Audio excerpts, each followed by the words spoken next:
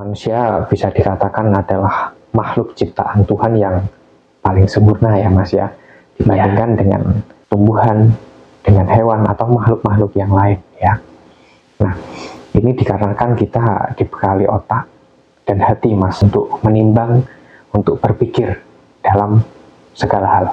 Kalau untuk tumbuhan mungkin oke lah, gak dibekali otak dan hati ya Mas ya. Akan tetapi kalau hewan ini kurang lebih memiliki organ yang sama dengan manusia, punya otak dan punya hati juga ya. Kenapa hanya manusia saja Mas yang dikatakan sempurna, padahal hewan juga punya organ yang sama dengan manusia Mas? Apa perbedaannya Mas? Ya tentunya gini Mas Yahya ya, kita ini dikatakan sebagai makhluk yang paling sempurna, bukan hanya dari segi fisik yang luar biasa lengkap, tetapi kita juga bicara yang mana manusia ini merupakan wadah gitu ya. Sebetulnya sama, kita dengan tumbuhan, dengan binatang atau hewan, semua yang ada di jagat raya ini, yang mana kita ini adalah wadah daripada kehidupan itu sendiri.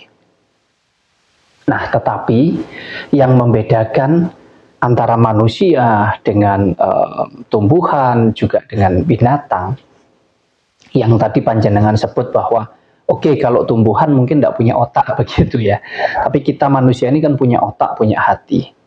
Kemudian hewan juga kurang lebihnya sama, memiliki organ yang tidak jauh berbeda. Bahkan ada beberapa binatang yang mungkin ya hampir mirip lah dengan organnya manusia ya. Bahkan sampai proses di dalam berkembang biak juga ada yang hampir mirip begitu kurang lebihnya. Nah, lalu kemudian apa yang membedakan antara manusia dengan binatang kurang lebihnya? Kok tidak sama-sama dikatakan sebagai makhluk yang sempurna? Jawabannya hanya satu. Kita manusia ini memiliki rasa. Kalau orang Jawa menyebut duwe rasa. Sedangkan hewan, binatang, tumbuhan, dan lain sebagainya yang ada di jagat raya ini tidak memiliki itu gitu Mas Yahya. Jadi yang membedakan ya rasa ini tadi atau rasa ini tadilah yang membuat kita ini jadi dikatakan makhluk yang paling sempurna. Karena sejatinya ya kalau tubuh fisik, kita bicara fisik, fisik ini hanya wadah saja, wadah daripada kehidupan. Sehingga bagaimana kehidupan ini bisa berfungsi dengan baik, berfungsi dengan benar, manakala perangkatnya ini juga lengkap. Begitulah kurang lebihnya Mas Yahya. Ya, Mas Wahyu tadi menyampaikan bahwa hewan itu nggak punya rasa ya Mas ya. Lalu bagaimana Mas dengan, kita kan sering menyaksikan misal ada kucing ketabrak ya di jalan, mereka menjerit, kemudian kita menyembelih sapi misalkan, sapinya itu kayak kesakitan gitu Mas, bahkan juga sampai menangis. Kenapa Mas Wahyu bisa mengatakan bahwa hewan itu tidak punya rasa Mas? Padahal faktanya mereka kesakitan Mas kalau kita beleh Mas. Ya, rasa di sini tentunya kan bukan rasa secara fisik.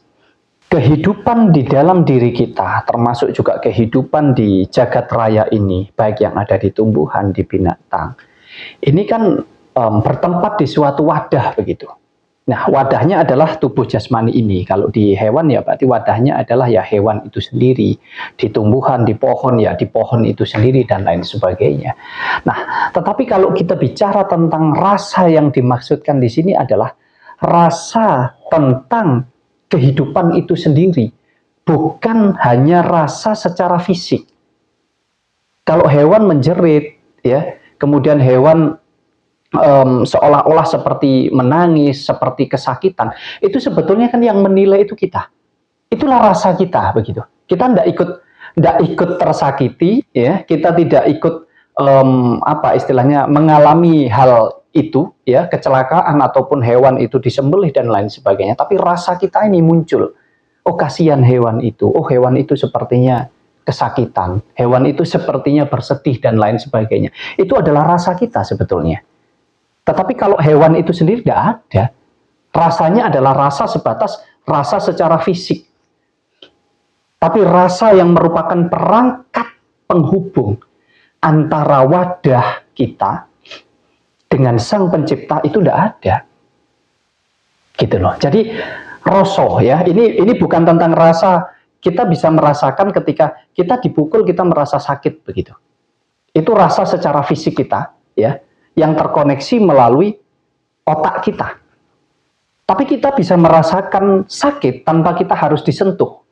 Misalkan dengan kita hanya kasih sikap atau sifat yang mungkin tidak enak mungkin, atau mungkin kita istilahnya, misalkan kita ketemu orang gitu, tapi kita hanya dipelototin misalkan, kita nggak ditegur misalkan, atau bahkan kita menegur tapi nggak dijawab misalkan, nggak dibalas.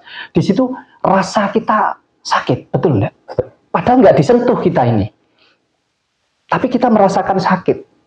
Nah, inilah yang tidak dimiliki oleh makhluk yang lainnya, kecuali kita manusia. Bisa dikatakan perangkat kita ini luar biasa lengkap. Itulah sebabnya kita disebut makhluk yang paling sempurna. Jadi yang membedakan karena yang lain tidak punya rasa. Orang duwe rasa, sedangkan kita memiliki itu. Lalu bagaimana caranya kita untuk memilah ya, untuk mengolah rasa itu sendiri atau rasa yang sering disebutkan Mas Wahyu itu tadi, biar kehidupan kita itu berjalan dengan lebih baik, Mas Wahyu? Ya, makanya ajarkan oleh para mbah-mbah kita dulu ya. Balik lagi ini kepada para leluhur, para pendahulu, para nenek moyang kita itu sebetulnya sudah mempelajari hidup ini luar biasa komplit, hanya sekarang sudah terkontaminasi ya. Kalau dulu dijelaskan bahwa buku kehidupan itu adalah buku pribadi kita, tentang perjalanan hidup kita, bagaimana kita bisa menimbang, kita bisa mempelajari semuanya dari ujung kaki sampai ujung rambut kita. Tetapi sekarang sudah banyak sekali buku-buku ya, yang mungkin sangat berbeda karena bukunya hanya mengupas tentang apa yang ada di luar sisi kehidupan kita, tapi tidak mau menyentuh masuk ke dalam kehidupan pribadi kita. Ini kalau ajaran daripada orang Jawa dulu, tentunya tidak bisa dikatakan bahwa sepenuhnya ini benar, kemudian yang lainnya salah. Saya selalu menyampaikan bahwa ini hanya tentang pelajaran hidup saja. Untuk yang mau, untuk yang percaya, untuk yang meyakini. Demikian pula sebaliknya, untuk yang tidak mau, tidak percaya, dan tidak meyakini, tentu tidak ada masalah dalam hal ini. Nah, kita bicara tentang kehidupan. Saya sering menyampaikan bahwa kita ini hanya wadah daripada Sang Pemilik kehidupan. Ya, yang mana kita manusia ini terdiri dari 3 perkara ya, yang sering disebut sebagai Tritunggal ya. Ini banyak sekali yang mempelajari itu, tetapi tentu berbeda sumber, nanti juga berbeda penjabarannya dan lain sebagainya. Tritunggal ini adalah tentang sukmo, rasa dan nyawa, yang mana rasa itu ada di tengah-tengah. Ini juga tidak asal-asalan, kenapa rasa itu ada di tengah-tengah. Nah, ada sukmo, ada rasa dan ada nyawa. Dimana kalau kita bicara sukmo ini, tentu ini adalah bagian daripada hal gaib, sisi gaib yang ada di dalam tubuh kita, yang sering kita sebut bahwa inilah sumber kehidupan itu. Nah, kemudian masuk di dalam rasa, yang mana rasa ini dibungkus oleh siapa? Dibungkus oleh aku. Akunya bukan tubuh fisik ini ya, tapi dibungkus oleh aku. Di dalamnya itu ada rasa. Kemudian yang ketiga adalah nyawa, di mana nyawa ini adalah wadah daripada kehidupan secara fisik ini tadi ya, artinya kehidupan duniawi itu ada di nyawa ini. Kita ya kalau mau mempelajari hidup ini maka kita ngerti tatanan itu, Mas Yahya. Yang mana ketika kita menggunakan rasa kita untuk masuk ke dalam sukma kita, maka di sini yang terkoneksi adalah hubungan antara kita dengan Tuhan kita. Ini hanya untuk urusan kegoiban saja. Sedangkan rasa ini kalau masuk di dalam nyawa atau nyawa, itu akan terkoneksi dengan urusan kehidupan duniawi.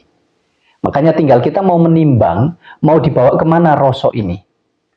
Nah, yang punya pertimbangan itu adalah aku sebagai pemilik wadah kehidupan ini. Makanya, aku bisa berbuat baik, aku bisa bermanfaat baik, positif, aku juga bisa berbuat jahat atau jelek, aku juga bisa bermanfaat untuk hal-hal yang negatif. Makanya sering dikatakan bahwa ya Tuhan itu tergantung kita. Tergantung daripada sang pemilik wadah ini. Tuhan bisa menjadi baik manakala pertimbangan daripada aku ini tadi untuk memasukkan rasa ini ke dalam sukmo itu adalah untuk tujuan yang baik. Dan Tuhan bisa juga menjadi jelek manakala aku sebagai sang pemilik wadah kehidupan ini mengarahkan rasa di dalamnya ini tadi untuk hal-hal yang nggak baik. Nah, disinilah kalau kita mau mempelajari, saya sering sampaikan bahwa mencari Tuhan itu nggak usah kemana-mana, keluar kemana-mana. Mencari setan juga nggak usah keluar kemana-mana. Mencari iblis, mencari siapapun, nggak usah keluar kemana-mana. Tapi belajarlah masuk ke dalam dirimu, gitu loh. Maka dengan mengenali apa yang ada di dalam diri kita, kita akan mengenali semuanya. Jadi sejatinya, rasa ini bisa dikatakan sebagai tempat persinggahan antara kita, antara aku sebagai pemilik wadah daripada kehidupan ini dengan sang pemilik kehidupan itu sendiri. Jadi bisa dikatakan wadah atau tempatnya berkomunikasi antara kita dengan sang pemilik kehidupan ini. Kurang lebih begitu. Ya, jadi rasa ini tergantung kita mau dibawa kemana ya Mas Wahyu ya. Ya, tentunya gini Mas Yahya. Kalau kita mau mempelajari kehidupan kita yang seutuhnya, yang sejati, tidak ada yang tidak bisa. Ya, mungkin untuk kalangan sekarang mungkin tidak masuk akal begitu. Tapi untuk para pelaku spiritual dalam hal ini adalah mbah-mbah kita, nenek moyang kita di zaman dahulu. Udah nggak kaget kalau orang Nusantara, orang Indonesia ini bahkan ditembak saja nggak mempan begitu. Cuman kan semakin ke sini sekarang ini sudah disalahartikan, bahkan disalahgunakan. Tapi mbah-mbah kita dulu, para pejuang, para pahlawan kita di zaman dahulu kala, itu sudah hal yang biasa. Mau percaya, mau tidak, bahkan seluruh dunia pun mengakui itu, bahwa di Indonesia ini tempatnya orang sakti, bisa dikatakan begitu.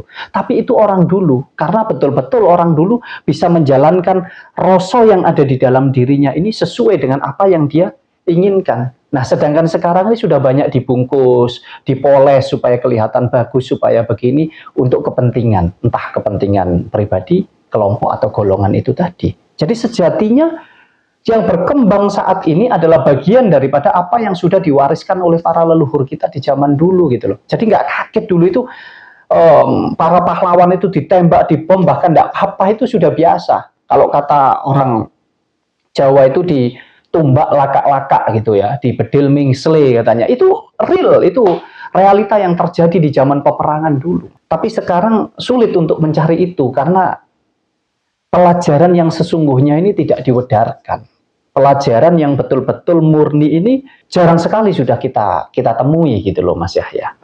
Ya, sebenarnya seperti ilmu kebal, kemudian ilmu-ilmu yang sudah hilang sekarang, itu karena para leluhur kita bisa memahami bahwa semua itu sudah ada di dalam diri kita ya Mas Wahyu ya. Energi yang dikatakan energinya Gusti Allah, kemudian kita bisa kebal ya, bisa dibilang bahasa kerennya fayakun fayakun ya, bahwa semua bisa terjadi karena kita sendiri ya Mas ya, bukan karena Tuhan ya, karena Tuhan sudah menyatu di dalam diri kita, kurang lebih gitu ya Mas ya. Ini tentu cara berpikir yang nggak mudah juga ya, bahwa kalau di dalam keilmuan ada yang mengatakan manunggaling kawula lan Gusti, artinya menyatunya kita dengan Tuhan kita manakala kita mampu untuk menyisihkan perangkat-perangkat ini. Ya karena kita ini dibatasi oleh perangkat gitu loh. Aku ini kan perangkat Mas Yahya. Jadi ada sukmo, ada rasa di tengah-tengah dan ada nyowo. Nah kita dibatasi perangkat ini. Kalau tidak ada perangkat ini ya tidak ada kehidupan ini gitu. Karena siapa yang mau mengakui bahwa Tuhan itu ada kan begitu. Makanya kalau kemudian dikatakan sesungguhnya apapun bisa kita lakukan. Ya kepingin sakti mandraguna, kepingin yang seperti apapun ya. Ini enggak apa ya, ini bukan bicara tentang hayalan, tentang hal-hal yang nggak masuk akal, enggak. Ini di zaman peperangan dulu, bahkan di zaman kerajaan sudah biasa adu ilmu kesaktian, dan itu nyata. Jadi sampai ada sejarah itu nggak mungkin kalau itu nggak pernah terjadi, kan begitu. Ya. Tetapi kalau kemudian di antara kita ini berpikir dengan sempit, bahwa dikatakan, oh, bukan karena Tuhan, tetapi karena kita sendiri. Nah, tinggal kita mau melihat dari sudut pandang yang mana, begitu. Tuhan ini adalah tentang kehidupan itu sendiri. Ya, kalau kita mengatakan bukan karena Tuhan, selalu dianggap kita melawan Tuhan, katanya. Kita lebih besar dari Tuhan. Ya, makanya begini, Tuhan itu adalah tentang kehidupan itu sendiri. Sedangkan kita ini adalah wadah kehidupan. Kemudian Tuhan ini bisa berfungsi, bisa bermanfaat untuk hal baik, hal buruk, bisa maksimal atau tidak, semua tergantung daripada pemilik kehidupan itu sendiri. Betul enggak? Kita ini kan makhluk yang paling sempurna. Sudah dibekali luar biasa lengkap perangkat di dalam diri kita. Tetapi kalau kita tidak mampu memaksimalkan itu, atau mungkin kita menggunakan atau menjalankan kehidupan kita ini untuk hal-hal yang tidak benar, tidak baik misalkan, untuk berbuat jahat, untuk menyakiti orang misalkan, apakah Tuhan melarang itu? Apakah terus kemudian kita mengatakan bahwa Tuhan itu jahat begitu? Kan tidak. Karena tergantung daripada sang pemilik atau wadah kehidupan itu. Jadi tergantung yang memiliki wadah kehidupan itu. Gitu Mas Yahya. Kembali lagi Mas Wahyu, bahwa yang dikatakan manusia adalah makhluk yang paling sempurna daripada makhluk yang lain, termasuk jin, setan, bahkan juga malaikat, Mas.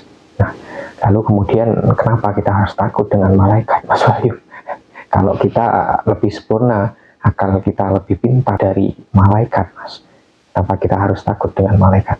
Ya, malaikat itu kan begini. Kita melihat malaikat ini sebagai apa dulu? Dan kita melihatnya dari sudut pandang atau kacamata tentang apa? Misalkan dari sudut pandang agama misalkan, ya tentu berbeda gitu loh. Sedangkan malaikat dari segi pribadi, dari segi pribadi itu maksudnya adalah tentang kehidupan kita sendiri. Ya, penyebutannya macam-macam. Ada yang disebut anasir, ada yang menyebut itu malaikat papat dan lain sebagainya. Ya, kalau di agama karena dogmanya memang begitu. Seolah-olah malaikat ini adalah makhluk gaib gitu ya, mungkin berwujud tinggi besar dan lain sebagainya. Nanti bagian mencabut nyawa dan lain sebagainya. Tentu kan setiap keyakinan bisa berbeda-beda di dalam mengartikan ini. Di dalam setiap agama juga mungkin bisa jadi berbeda-beda juga. Nah, kalau kita bicara tentang malaikat ini dengan kita lebih sempurna mana? Ya jelas lebih sempurna kita. Kita ini wadah yang terdiri dari berbagai macam perangkat, elemen, ya, sebagai tempat bernaungnya kehidupan itu sendiri. Ya kita ini yang paling sempurna. Jin, setan katanya, malaikat apalagi, ya tidak ada apa-apanya bahkan dengan kita. Ngapain kita harus takut? Makanya ada dogma-dogma yang mengatakan bahwa nanti kita akan ditanya malaikat di alam kubur dan lain sebagainya.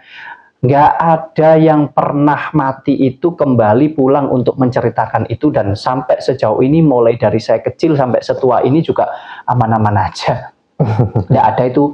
Mbah saya juga pulang mengatakan, oh saya dihajar, ditanya malaikat begini begitu. Nggak ada. Ini kan keyakinan berdasarkan dogma, dan itu sah-sah saja Mas saya, nggak jadi masalah. Ya, kalau orang-orang mengatakan bahwa nanti disuruh merasakan sendiri, bahkan juga ada yang mengatakan belum pernah mati kok sok tahu. Padahal yang bilang ini belum pernah mati juga, Mas. Lah iya, makanya gini loh sederhananya, disuruh menceritakan ketika sebelum diberikan kehidupan itu lo nggak bisa. Gitu kok mau bercerita nanti setelah meninggal. Padahal kan ini dua hal yang sama-sama kita nggak pernah mengalami. Sebelum hidup itu kita nggak pernah tahu kita ada di mana.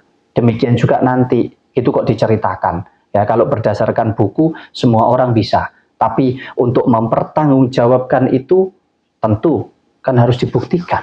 Nah buktinya apa? Nggak ada, hanya kisah, hanya cerita saja. Tapi saya mau pesan, ayo kita hidup rukun saja, saling menghargai, saling menghormati perbedaan yang ada di antara kita. Tidak untuk saling mengejek, saling mencemooh, apalagi saling menyakiti, bahkan saling membunuh satu dengan yang lain. Karena sejatinya kita sama-sama makhluk yang meyakini bahwa kita ini diciptakan oleh Yang Maha Pencipta.